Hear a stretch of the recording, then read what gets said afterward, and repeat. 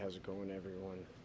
Saturday afternoon. I came on yesterday and I did mention that I was going to shoot a live stream or a video.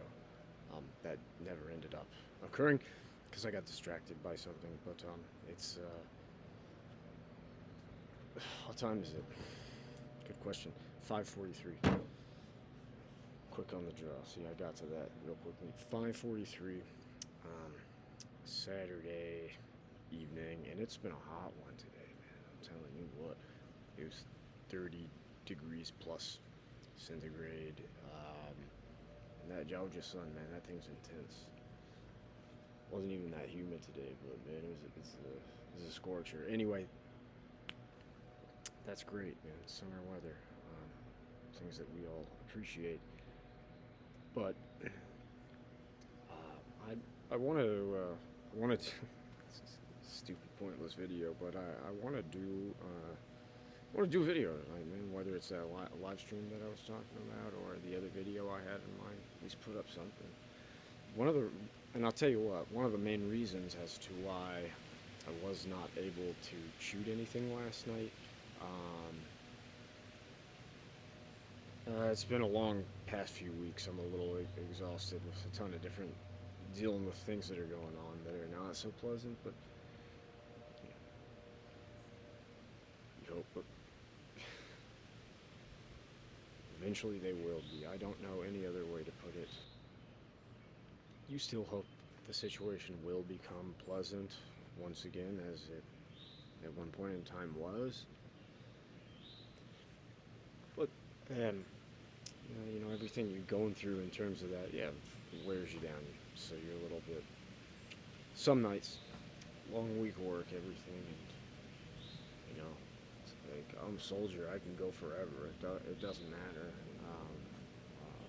Fatigue is not something that it's not really a word that I generally know, but on occasion when you're going through tough things, it's like, yeah, you're a little bit more worn down just because of that. Anyway, I had I took the PS4 out and I hooked it up to the 65-inch OLED. I shot a video on that, so it was still kind of hooked up over there, and I would have had to go back down there and move it back over. And my rig I've narrowed it down to the 3, but cable management and everything, it's a little bit of a task to do that when you're just feeling like I want to lay down in bed on Friday night and go to sleep. And I got distracted by those Pantera shows, man. Check them out, dude. Amazing that they're doing this tribute tour to Diamond Vinny, and they're on the European leg right now. I was watching the show in Bulgaria the other. It was like earlier in the week in Sofia.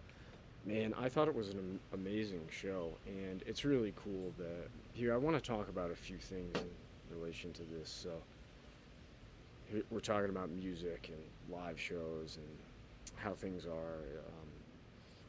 That's what we're going to talk about now for a minute. What I thought was great about that show was I thought there was a lot of passion and energy, and I noticed that some people agreed when they were commenting on the videos that are being uploaded. So it's cool that people are filming so we can see this stuff. Entire shows. It's amazing.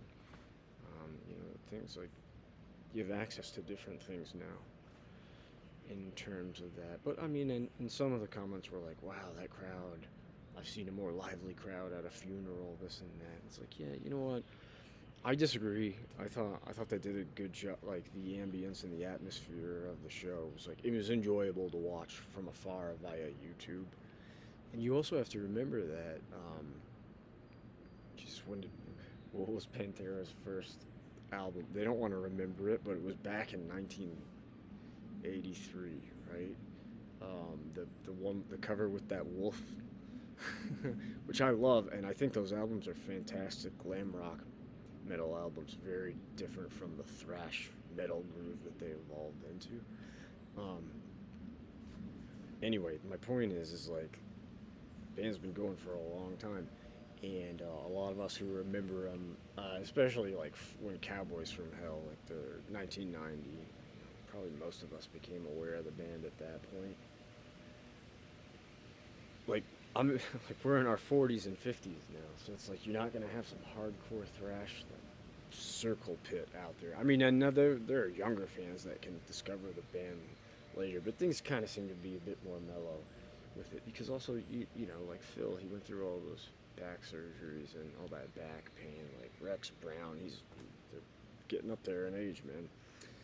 Um, Zach Wild, who's doing a phenomenal job playing the role of Dime. No one can play it, but if you wanted one guy to do a decent job at it, I think it's a pretty good pick. Look, they're all like getting up there in age, and a lot of the fans are as well. So, and the shows can't be as, you know, it's like the energy at a Pantera show in the past was berserk, but it's like we can't go back to like 1993 with this stuff now. It's like the band is older, the fans of the band are older, even though there are younger fans that are going to shows now and learning about it. It's just the atmosphere is going to be what it is. But I still thought for Cowboys, like they put on there's a decent little mosh going on. You know, so I remember like the last hardcore circle pit I was in was at a Rancid show.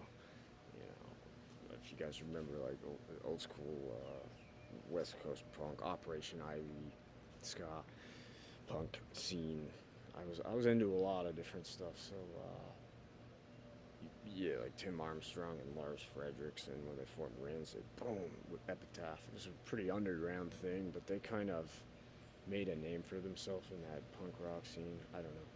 I remember being in a Rancid circle pit. Lars had like he must have had like a 2 foot red spiked mohawk at the time. It was just gnarly, man. And I think I went home after that show with like 2 different shoes on because I had potentially lost one in that insane pit.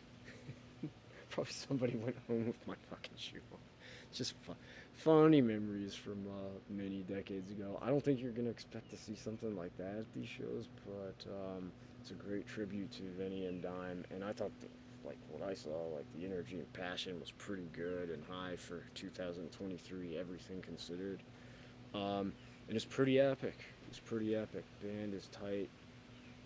Phil's vocals are, you know, Rex is like such a tight bass player too. He doesn't get enough credit for it. And, you know, Zach Wild is Zach Wild. So doing a, you know, stand-up job playing the role of Dime, which is like probably the most impossible role anyone could play. Anyway, it's appreciated, and they're gonna be here. They're coming to Canada, the States, later in the summer. So yeah, man, I probably go to that show in September when I be here in Atlanta. That'd be freaking cool to be able to like see Pantera 2023, this reincarnation.